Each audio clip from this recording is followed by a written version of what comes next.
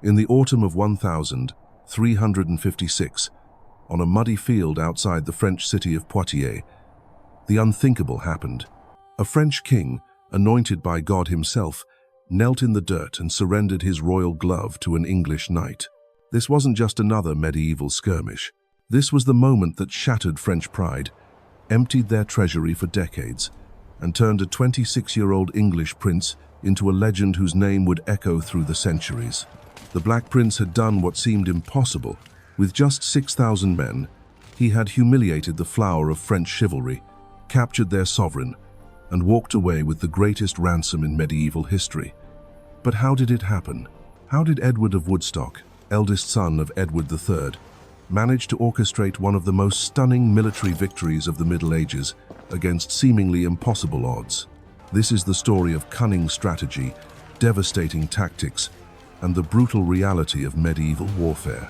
By the time we're finished, you'll understand exactly how the Battle of Poitiers became the catastrophe that brought France to its knees and made England the dominant power in Western Europe. Because what happened on that September day wasn't just a battle. It was a masterclass in military genius that changed the course of history forever. The stage was already set for disaster long before the Black Prince ever set foot on French soil. By 1356, France was a kingdom tearing itself apart from within. The Black Death had swept through the land like the wrath of God, killing between a third and half of the population. Villages lay abandoned, fields went untilled, and the very fabric of French society was unraveling at the seams. King John II, who had inherited this nightmare, was described by his own subjects as severely hated throughout his realm. The chroniclers of the time painted a picture of a monarch whose authority was crumbling faster than he could shore it up. In Arras, rebels rose up and murdered royal loyalists in the streets.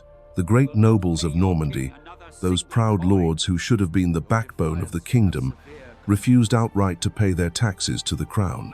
But John's troubles ran deeper than mere rebellion. The kingdom was plagued by roving bands of mercenaries known as the Grands Compagnies, lawless soldiers who pillaged the countryside at will. These routiers, as they were called, operated with virtual impunity, turning once prosperous regions into wastelands of burned villages and terrorized peasants. Popular uprisings known as jacqueries erupted across the land as desperate farmers and townspeople lashed out against a feudal system that could no longer protect them. The French royal administration, according to modern historian Jonathan Sumption, had fallen apart in jealous acrimony and recrimination. The king's own nobles schemed against each other while their realm burned around them. It was into this chaos that John made one of his most catastrophic decisions. On April 5th, 1356, he arrested Charles II, King of Navarre, along with 9 of his most outspoken critics. 4 of these men were summarily executed, their heads rolling in what was meant to be a display of royal authority. Instead, it was the spark that lit the fuse. The Norman nobles who had escaped arrest turned in desperation to Edward III of England, begging for his intervention. They had just handed the English king the perfect pretext for invasion, and Edward was not a man to waste such opportunities. This was the moment when the Black Prince entered the stage. Edward of Woodstock, heir to the English throne, had already earned his spurs at the Battle of Crécy a decade earlier. But now, at 26, he was about to embark on the campaign that would define his legacy and earn him a place among the greatest military commanders in history. The strategy he would employ was called a Chevauchée, a French word that meant promenade or horse charge, depending on the context. But this innocent-sounding term masked one of the most brutal and effective forms of medieval warfare ever devised. A chevauchée was not just a raid, it was systematic economic destruction, designed to cripple an enemy's ability to wage war by destroying the very foundations of their power. The concept was devastatingly simple. A fast-moving force of mounted soldiers would sweep through enemy territory like a plague of locusts, burning crops, destroying mills, slaughtering livestock, and reducing thriving communities to smoking ruins. The psychological impact was as important as the physical damage. When peasants saw their fields burning and their lord powerless to protect them, the bonds of feudal loyalty began to snap like overstretched rope. This was not random pillaging by undisciplined brigands. The Chevauchée was a highly organized, meticulously planned operation that required exceptional coordination and leadership. The English had perfected this form of warfare during their campaigns in Scotland, and by the 1352, it had become their signature strategy against the French. The region the Black Prince chose to target was no accident. This was one of the richest areas of France, a major contributor to King John's treasury and the economic heart of his southern domains.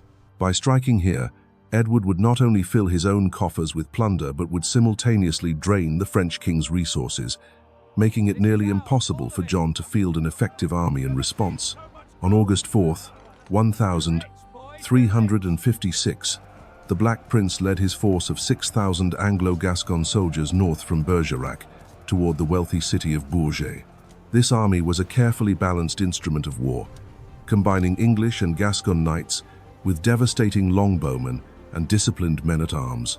They moved with the speed and precision of a well-oiled machine, leaving a trail of destruction in their wake that could be seen for miles. The force was too small to besiege major cities, but that wasn't the point. Instead, they swept through the countryside like a scythe through wheat, pillaging and burning everything in their path. French towns that had stood for centuries were reduced to ashes in a matter of hours. The wealth of generations disappeared into the baggage trains of English soldiers who could barely believe their good fortune. As news of the devastation spread, panic rippled across France like wildfire. Local militias scattered before they could even sight the English banners. French commanders found their forces melting away as soldiers fled to protect their own homes and families. The psychological warfare was working exactly as Edward had planned. But the Black Prince's strategy went far beyond mere destruction. He was deliberately provoking King John into a response, forcing the French monarch into exactly the kind of pitched battle that English tactics were designed to win. By ravaging the heartland of France, Edward was issuing a challenge that no self-respecting king could ignore. John II faced an impossible choice. He could allow the English to continue their rampage unopposed, which would destroy what remained of his authority and bankrupt his kingdom.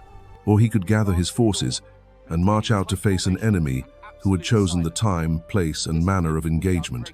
Either way, he was walking into a trap that had been months in the making. The French response was as predictable as it was disastrous. On May 14th, John issued an arrière-ban, a formal call to arms for every able-bodied male in the kingdom. The response was lukewarm at best.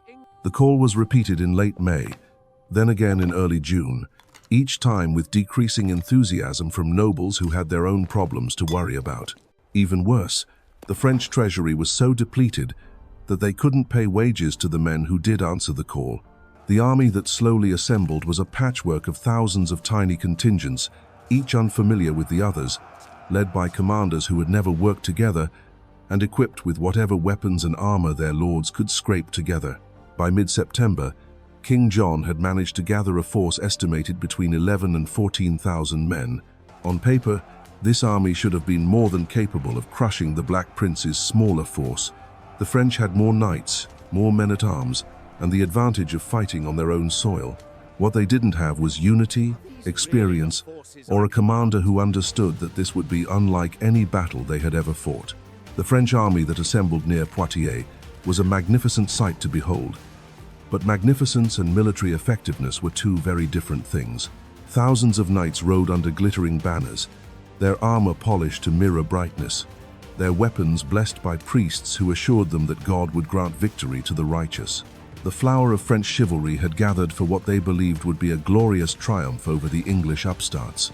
But beneath the pageantry lay fatal flaws that the Black Prince had spent years learning to exploit. This wasn't an army in any modern sense. It was a collection of feudal contingents, each loyal primarily to their own lord rather than to any unified command. Dukes, counts, and barons had brought their own retinues, their own tactics, and their own ideas about how the battle should be fought. Coordination was a luxury they couldn't afford, and cooperation was a concept many of them had never truly mastered. King John himself embodied the contradictions that would doom his force. He was a man caught between two worlds, the fading age of chivalric idealism and the harsh realities of evolving warfare. In his mind, this battle was about more than military strategy. It was about honor, about proving that French valor could triumph over English cunning, about showing his rebellious nobles that their king was still worthy of their loyalty. The medieval concept of chivalry that drove John's thinking was both his greatest strength and his most dangerous weakness. Chivalry demanded personal courage, face-to-face combat, and the pursuit of glory through individual feats of arms. These were admirable qualities in a knight, but they could be catastrophic in a king responsible for the lives of thousands of men and the fate of a kingdom. As the two armies maneuvered around Poitiers in the third week of September, the contrast in leadership became starkly apparent. While John focused on the grand gestures and noble rhetoric that would inspire his knights, the Black Prince was calculating angles, studying terrain, and positioning his forces with the cold precision of a chess master arranging pieces for checkmate. Edward's army was roughly half the size of the French force, but it was an instrument honed by years of successful campaigning. Every man knew his role, every unit understood how it fit into the larger tactical picture. The English longbowmen, in particular, were veterans who had proven their devastating effectiveness at Crécy a decade earlier. They carried bows that could drive arrows through plate armor at distances that French crossbowmen could only dream of reaching. The longbow itself was a weapon that embodied everything the English had learned about practical warfare. Standing 6 feet tall and requiring years of training to master, it could loose 15 arrows per minute in the hands of a skilled archer. More importantly, masses of longbowmen firing in coordinated volleys could turn the charge of heavy cavalry into a slaughter before the knights ever reached the English lines. The French had faced these weapons before, but they had learned all the wrong lessons. Instead of developing tactics to counter the longbow's advantages, they had convinced themselves that superior numbers and noble courage would somehow overcome English archery. It was a delusion that would cost them everything. On September 18th, as both armies settled into their positions, a papal envoy made one final attempt at negotiation. The terms offered by the Black Prince seemed almost insultingly generous. He would return all the plunder his army had taken, release all French prisoners without ransom, and swear not to take up arms against France for 7 years. In exchange, he asked only for safe passage back to English-held Gascony. For any rational commander, these terms should have been irresistible. The Black Prince was offering to walk away from France with nothing to show for his campaign, except the devastation he had already inflicted. King John would have achieved a bloodless victory, and could have claimed that his mere presence had forced the English to retreat. But rationality had no place in John's thinking. The offer was seen not as a reasonable solution, but as proof of English weakness. Here was the son of Edward III, trapped far from home with a tiny army, begging for permission to escape. To accept such terms would be to admit that France could not protect its own territory from a handful of English raiders. John's rejection of the peace terms sealed the fate of his army. He demanded nothing less than the Black Prince's complete surrender as a hostage. Terms so humiliating that no English commander could possibly accept them. The die was cast, and both sides began preparing for a battle that would determine not just the immediate outcome of the campaign, but the balance of power between England and France for generations to come. As dawn broke on September 19th, 1356, the Black Prince surveyed the battlefield he had chosen with the eye of a master tactician. His position was a textbook example of defensive warfare, utilizing every natural advantage the terrain offered. The English army was deployed on a plateau above a wooded slope, protected on the left flank by marshes and streams, and on the right by rough ground broken by hedges and vineyards. Most crucially, the only practical approach to the English position was through a narrow gap in a thick hedge, barely wide enough for 4 knights to ride abreast. This choke point would force the French to attack in small groups, rather than using their numerical advantage, neutralizing one of their greatest assets before the battle even began. The Black Prince divided his forces into 3 battles, all fighting on foot to present a more stable defensive line. His archers were positioned to command the approaches, their arrows able to sweep the killing ground in front of the hedge with devastating effect. Behind them, dismounted knights and men-at-arms waited with poleaxes, swords and other close combat weapons to finish any Frenchman who survived the arrow storm. But Edward's masterstroke was invisible to French eyes. Hidden behind the hill, he had positioned a reserve force of mounted knights under the command of Jean de Grailly, the Captal de Buch. This mobile reserve would remain out of sight until the critical moment when they would strike the French army in the flank and rear, turning an organized assault into a rout. The French, meanwhile, had arranged their forces in the traditional manner that had served them well in previous centuries. 3 great battles of knights and men-at-arms would advance in sequence, each one intended to overwhelm the English through sheer weight of numbers and the irresistible momentum of heavy cavalry. What they failed to understand was that the Black Prince had studied every aspect of their tactical doctrine and had specifically designed his battle plan to turn French strengths into weaknesses. The narrow approach would negate their numbers. The English archery would devastate their cavalry, and when the moment was right, the hidden reserve would deliver the killing blow that would transform military defeat into political catastrophe. As the morning mist lifted from the fields outside Poitiers, King John made his final fatal decision, despite advice from seasoned commanders who urged him to surround and starve the trapped English. Despite the obvious advantages of siege warfare against an enemy far from home, John chose the path of glory over the path of victory. In an age where chivalric honor mattered more than strategic sense, the prospect of a decisive battle was politically irresistible to a monarch whose authority was crumbling. The French attack began at dawn with a forlorn hope of 300 German knights under the command of 2 marshals of France, Barons Clermont and Audrihem. These were elite warriors, the cream of continental chivalry, riding the finest war horses gold could buy. Their mission was simple in concept but suicidal in execution: charge down the narrow road, smash through the English lines, and open the way for the main assault. The thunder of hooves echoed across the valley as the German knights spurred their mounts to a gallop. Lances leveled, banners streaming, they rode toward immortality with the confidence of men who had never faced the coordinated fury of English longbowmen. The sight was magnificent, a scene from the pages of chivalric romance brought to life in steel and silk. But romance had no place on this battlefield. As the knights closed to within 200 yards of the English position, the air filled with the whistle of arrows. Thousands of bodkin points, each one capable of punching through the finest armor, descended like deadly rain upon the charging cavalry. Horses screamed and stumbled, their riders pitched from their saddles to be trampled under the hooves of their own comrades. Those few knights who survived the arrow storm and reached the gap in the hedge found themselves trapped in a killing ground, barely wide enough for 4 men. English men-at-arms waited with poleaxes and war hammers, weapons specifically designed to crush armor and break bones. The flower of German chivalry was cut down in minutes, their bodies piling up in the narrow passage like cordwood. Marshal Clermont himself fell in the melee, his skull split by an English poleaxe. Baron Audrihem, wounded and unhorsed, was dragged away as a prisoner, his ransom already being calculated by his captors. The Forlorn Hope had become exactly what its name implied, a sacrifice to French pride that achieved nothing except to demonstrate the futility of charging English positions.